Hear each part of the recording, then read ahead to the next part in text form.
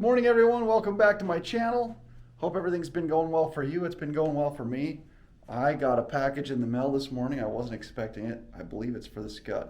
And what I believe it's going to be are titanium spacers with titanium extended long lug bolts so that I can push the wheels out about 15 millimeters. All right, guys, let's crack this box open and see what we've got. Something here is for the Scud, I'm quite sure. And I think it is the spacers. I'm going to use this nice little handy utility knife I got about 20 years ago. I haven't been able to find anything like this since, but this is the coolest utility knife I think I've ever found.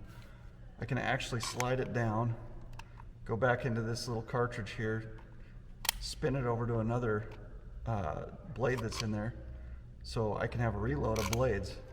Check this thing out.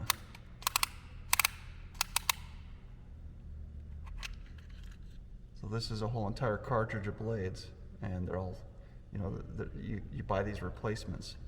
And I got this about 20 years ago. I bought a couple replacements when I bought it, and I have never found another one since. I don't even know if the replacements exist. I might have to Google it and see. But this is a pretty cool utility knife. I really like it. Switch over to a blade.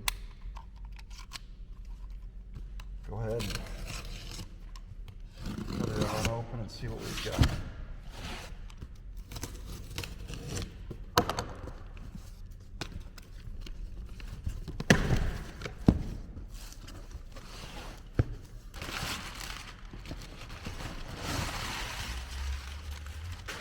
So I purchased this kit from another forum member on FChat. He said he bought the kit, decided he actually started liking the offset on the wheels on the Ferrari, on the Scuderia, and he decided that he wanted to sell it. So I believe each one of these cases has titanium extended wheel bolts in them, and then here are spacers.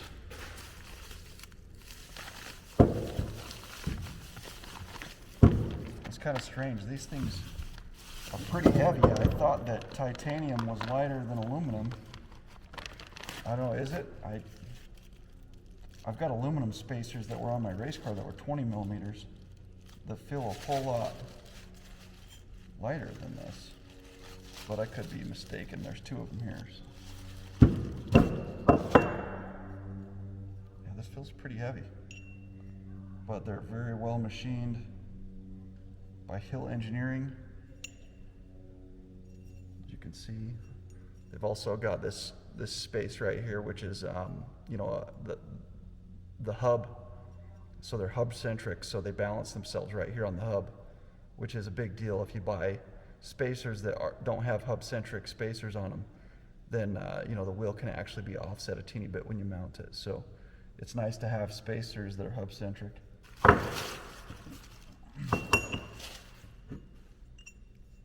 a look at this other set.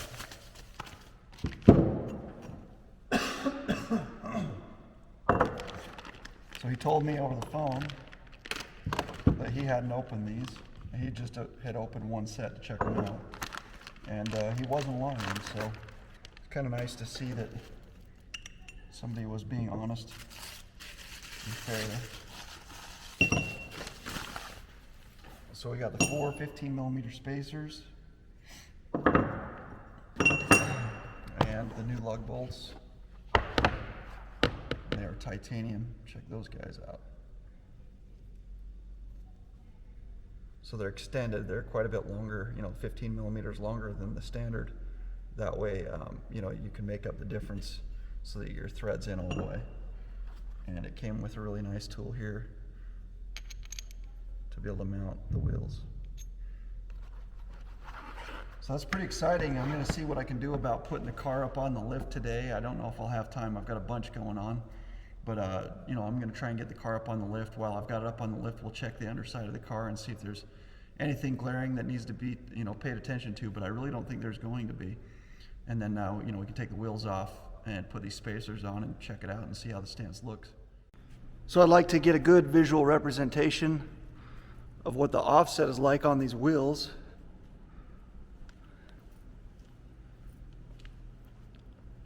We'll add the spacers and we'll check it out.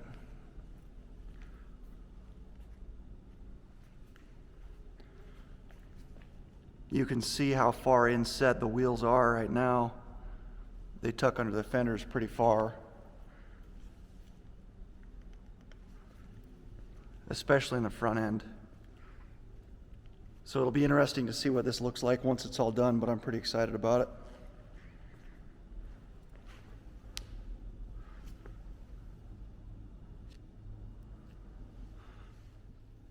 So I have a lift, but my arms on my lift are a little too long to be able to fit underneath the car and go to the lifting points on the chassis. So instead of using the lift today and trying to figure that out, I'm just going to use a jack.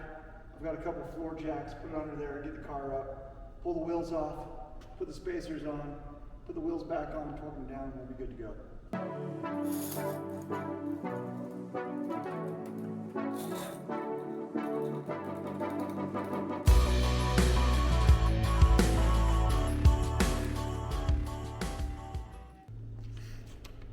So the old wheel studs use this, and the new ones use this. So you can see the difference. So I've got to take the old ones off with this, put the new ones on with this.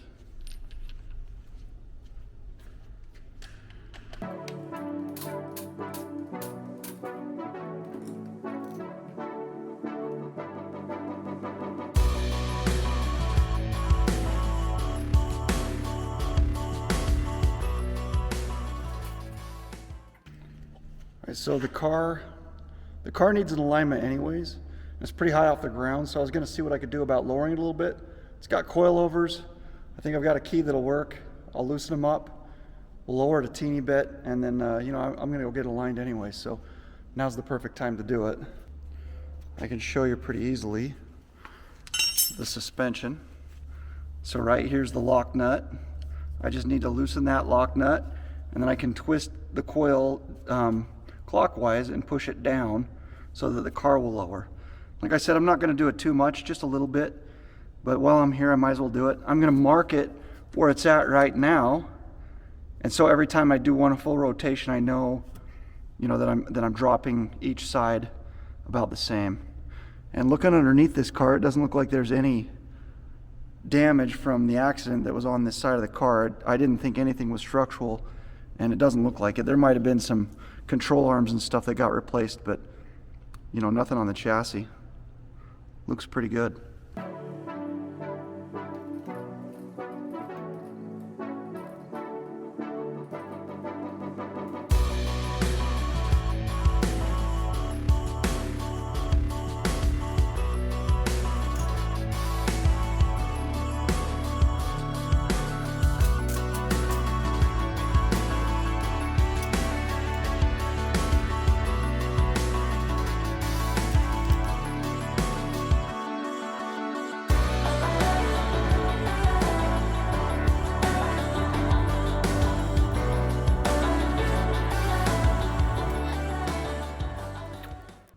So this rear rotor had a little bit of rust built all the way around it from when the wheel was on there. I just took a drill with a wire brush, went around the edges of it just to clean it up, put a little bit of PB Blaster on my finger because I don't want it to run all the way down into the brakes, and then just kind of rubbed it around there, and then cleaned it up, and then lo and behold, we were able to get this to fit on there pretty good.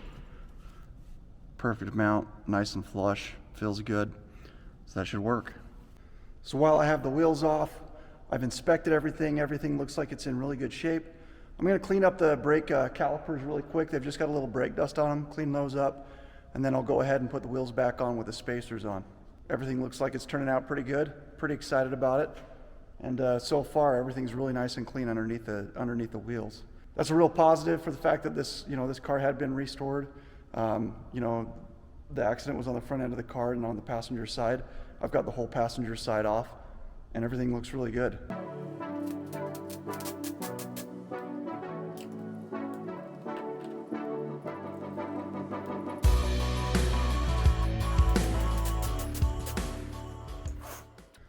All right, so I wasn't able to loosen up those lock nuts on the suspension, so I didn't dink with lowering the car today.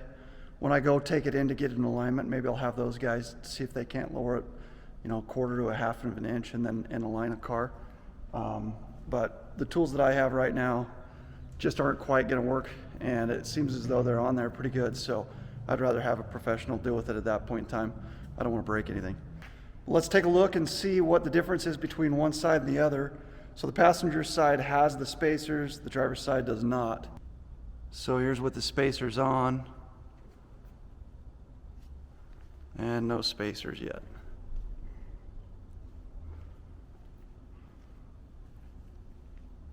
I don't know if this is very helpful on this camera angle or not, but I'm trying to do the best I can to show you.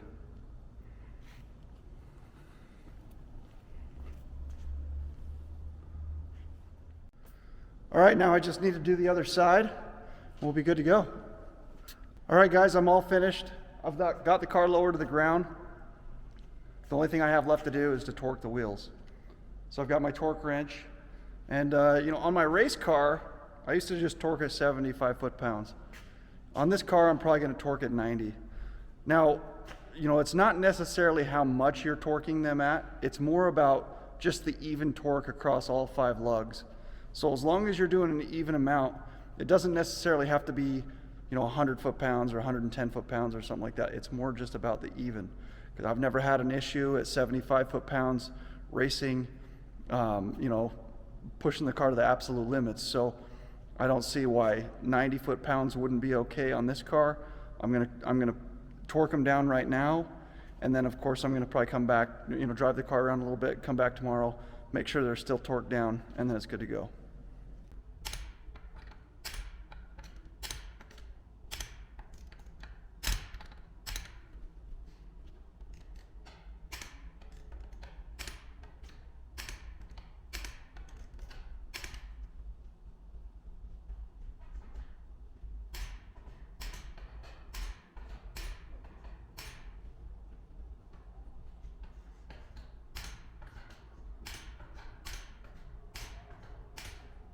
All right, guys, that's it.